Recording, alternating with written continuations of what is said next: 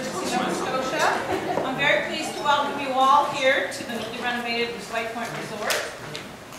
This is our third Literacy and Essential Skills Forum that we've held under our current contract with HRSDC and the Office of Literacy and Essential Skills. The first was held in May of 2011 with a panel of businesses who had held successful workplace education programs such as Blades and Peter Kohler Windows, along with guest speakers Lynn Hartwell from the Department of Labor and Advanced Education, Sylvia Siufi of QT, Elizabeth Beal from APAC, among others.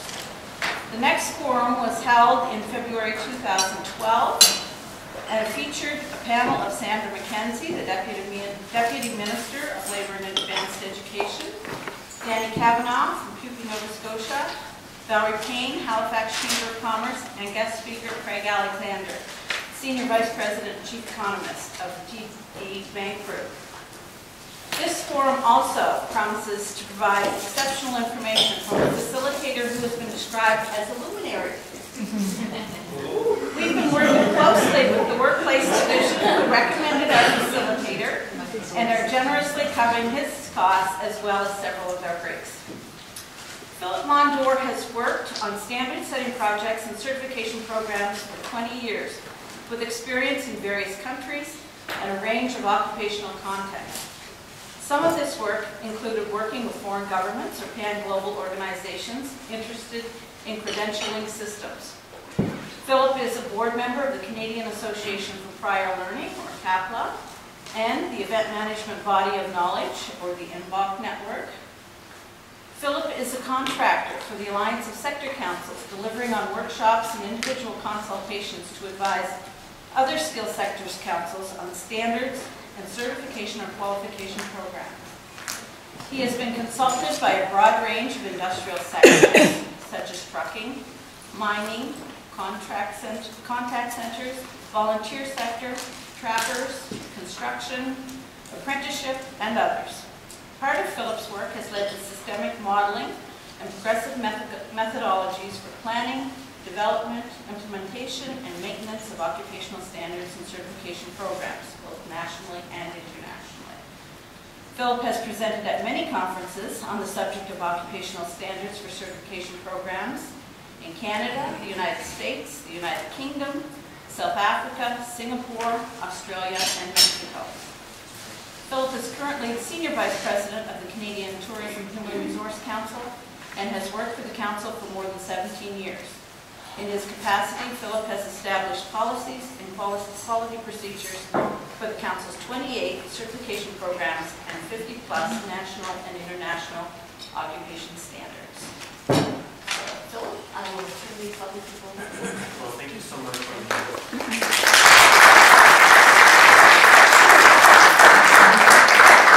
I think it's always difficult to be introduced that way because it pulls me down from there. Well, good afternoon, everyone. There are still a few seats up here if people are crowded, and it's going to be crowded in here anyway. The good news is tomorrow we do get to go to a room that's a little bit larger in size, so we'll just be very friendly today. But there is a little bit of space here, and you're welcome to spread out a little bit, so don't feel like you have to be too crammed if you're not comfortable.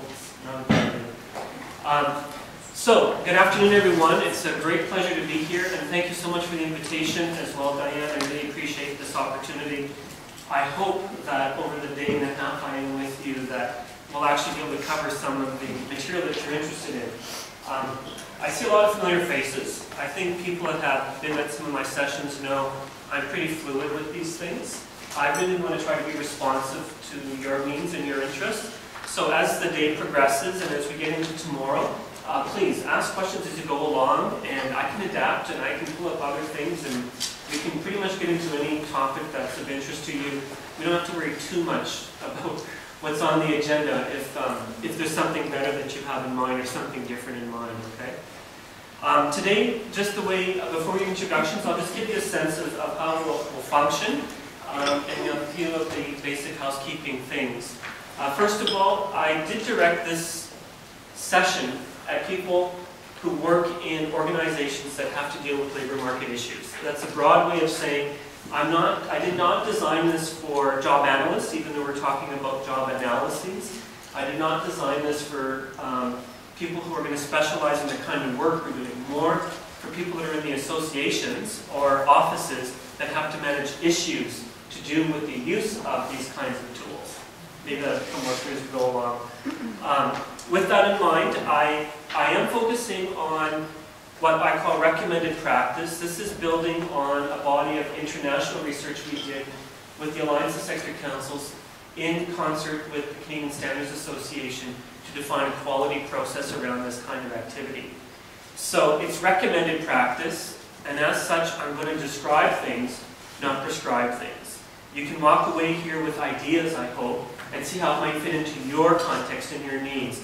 But it's not about describing one way to do things. Okay? It's more about going through a quality process. And sorry, to get you thinking about the kinds of issues you need to worry about when you're working on this kind of topic. The first day, today, is going to be fairly broad and conceptual. It's hard to start any other way. There's a lot, this is a large body of knowledge, a lot of content in this sort of field. Really, to try to condense it into the window of time that we have, it's not possible. So I'm going to start fairly broad with some concepts and get some language on the table and illustrate some ideas. And it's more to get you thinking more broadly. But tomorrow, what I'm hoping we'll do is actually look at some very practical things around this.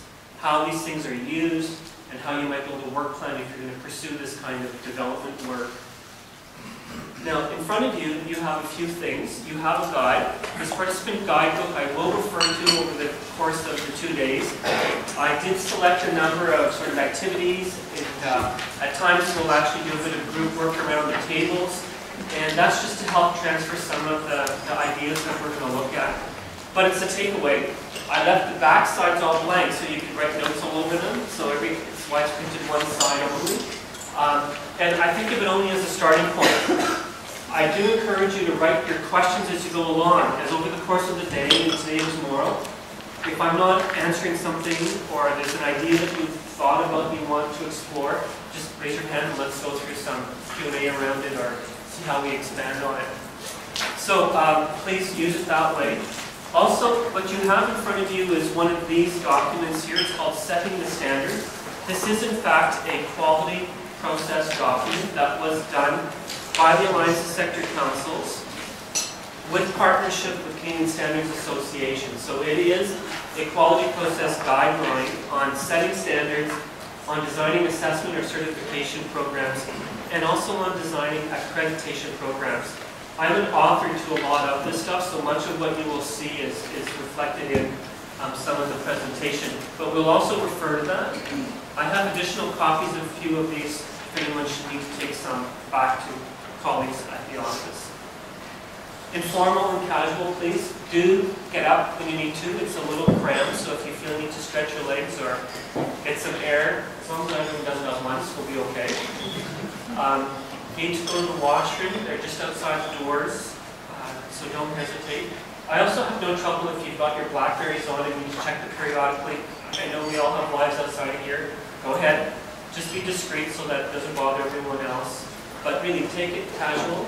And also, the pace at which we go will be driven by you. I know we have an agenda. We don't put an agenda up, people worry about it, but I'm comfortable to go at whatever pace you like. If we slow down for some reasons or accelerate for other reasons, I'm good with that. We'll work it out over the time that we have, no problem. Sounds okay? Okay. So, over the day one, I'm going to start off with, right after we do introductions, a bit of setting the stage. This is a longer segment, but I really want to put all the groundwork on the table about what are we talking about, what are standards, and what are the components of standards, and so on. And that'll take a little bit of time. And then what we're going to do after we have a break is get into the process on how you actually go about designing, or more properly, setting standards. So what is the recommended approach? How does that function? By the way, that green book you have has a lot of this path ribbon in it. Later we'll get into a little bit around the planning. Now, if today for some reason we don't get to planning, not to worry about it, we'll deal with it tomorrow. Okay, so it's a little piece in there, but if you guys want to explore something in more depth, we'll skip that one until tomorrow. Then we've got Diane Gordon bringing up a discussion around the new essential employability skills framework for the province of Nova Scotia. This will all cascade into some of that as we get to it. Then we get to have a break. We have the market bar, marketplace, which is right adjacent to us in the next door room.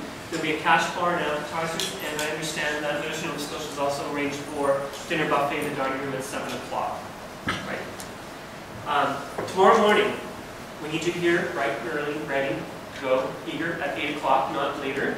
And what we'll do is a bit of a recap, looking at what came out of today, and then we'll start looking at how you apply what we did today.